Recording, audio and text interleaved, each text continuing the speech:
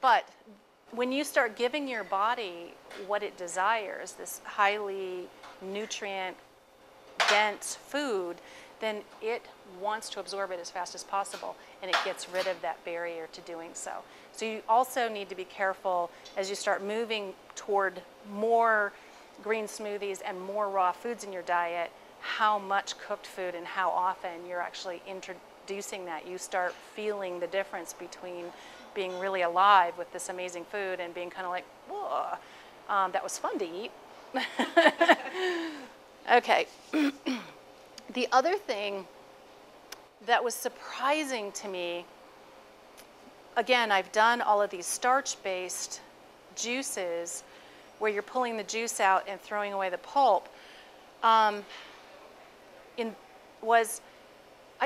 felt like I was doing myself good, but I never had this feeling of, aha, energy, awakeness. And what I learned was that when I drink a quart of relatively green smoothie, I wake up. It's like, wow. Between the chlorophyll and the sugars and the fruits, I'm like, forget coffee. Like, this is an amazing jolt, an energy jolt. Without that, you don't go down afterwards. So you get this like, whoa, I'm awake. And then you just kind of go on into your day, and you never have this sensation of crashing like you do with coffee or other things that we take to kind of pump us up. I did a really interesting experiment with a friend of mine who was starting to get diabetes, and he let me experiment on him. He was, taking his insulin, and I said, I bet if you do a orange juice concentrate that's been pasteurized, it's not going to act like a fresh orange juice. And so we did this experiment, and he drank, one of those, and it was all orange juice, it wasn't one of those blends, and it sent his blood sugar skyrocketing. And then I did fresh juice, went and got, the juicer and got fresh juice. It did a little blip, but it was nothing like what happened with this processed, pasteurized juice. And so raw, fresh, ripe fruit in filtered water with leaves is not going to do the same thing to your blood sugar as the processed stuff that we've become to accept as healthy. When you pasteurize any kind of product, you raise the temperature over 105 degrees. Once you do that, you have wiped out all the enzymes. And we are an enzyme-based being. Enzymes are what create health inside of us. Enzymes are what make all the metabolic systems work together to get the nutrients into our cells so that we have that sense of well-being, which is the other thing I got from the green smoothie. It's like popping a Prozac or something. I mean, I'm like, wow, I feel good, happy, take on the world, can do anything. That's the other sensation besides being very awake. It's feeling just good about being human and being alive. A lot of people are missing that at this point. They're kind of sludging through mud through their days. And it's what we're exposing ourselves to. You need to drink it immediately. And because it's not oxidizing, the answer is no.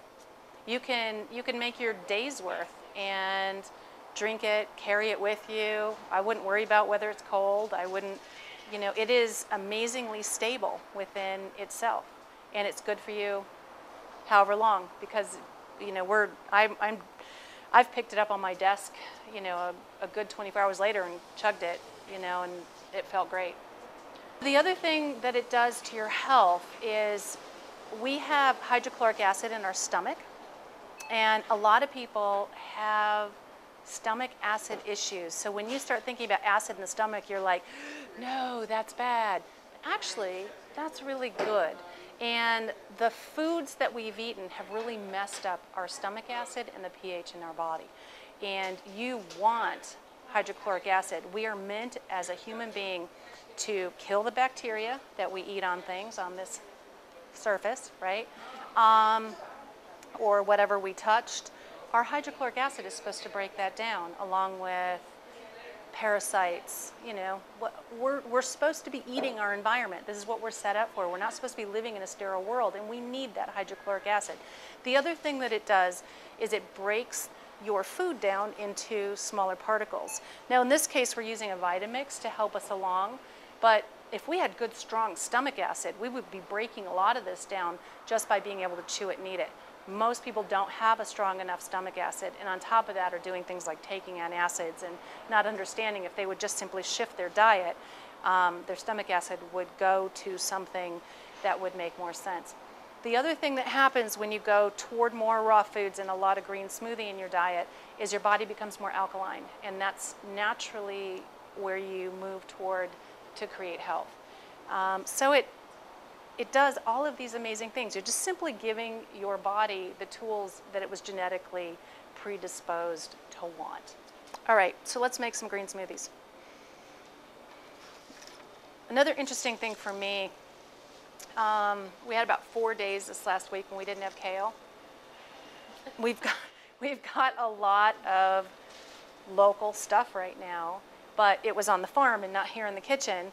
And I kept coming in and I'm like, I want kale. I want kale. I'm making like bigger and bigger green smoothies out of, you know, chard, and the chard is okay.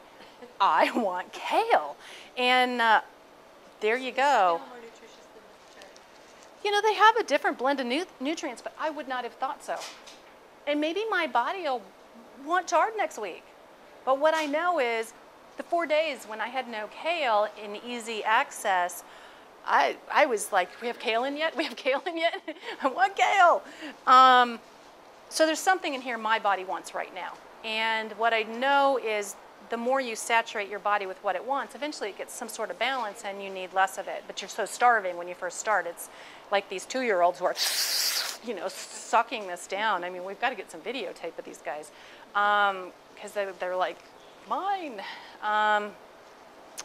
Anyway, so, I mean, you'll find as you do it, whatever balance makes sense to you. And you'll see you've got 3 different recipes. You've got a kid one, which is the one we serve here. Eventually, I hope to bump it up and do a junior one and then a graduate. So the junior is less sweet, less fruit, more green leaves, and the graduate is almost all green leaves with only a little bit of ripe fruit. And when you first start making them, your taste buds naturally want it sweeter. We also add a little bit of agave in the ones that we have here. As you said, when you saw it, it was green, and you went, oh, that's going to taste like grass, or that's not going to taste good. You want it to taste good. Your body will naturally direct you where it needs to go. So you want to make them so they taste good. You don't want to be a graduate to start out. You want to start out with it sweeter and listen to your body and follow what your body tells you to do, and it will. Every single one of us are there. Like you just eventually start wanting kale. All right. So in making the smoothie, what I discovered was I really want my kale very broken down. So this is the most dense thing that you have in your repertoire. All the rest of these leaves, you know, these leaves of chard, spinach, all of these are pretty soft, but kale are so, like, you know, fibery and tough. So I always do the kale first, and I put enough in the Vitamix, and you do need a Vitamix. I'm sorry that you have to buy another thing because I'm really not into buying things, but in this case, it's pretty crucial. I don't abdicate that you go buy lots and lots of kitchen gadgets, but this would be the one worth spending some money on for your health, for your kids' health, for your grandkids' health, for whoever you're going to make these things for, because what it does is it just completely pulverizes this, breaks open the cell wall, gets that chlorophyll into your system in a way that you can't right now because of all the cooked food you've been eating. Okay, so you're going to take fresh filtered water. I mean, obviously you're going through all this trouble, you know, to do this thing that's really good for you. So, like, let's kick out the pesticides. Let's get the stuff local, organically grown. I don't think anything has to be certified organic, but go to the farmer's market, talk to your grower, ask them, you know, what are their practices. They're going to be happy to share with you that they're doing this wonderful thing on their farm if they are. And learn to trust your local food producers.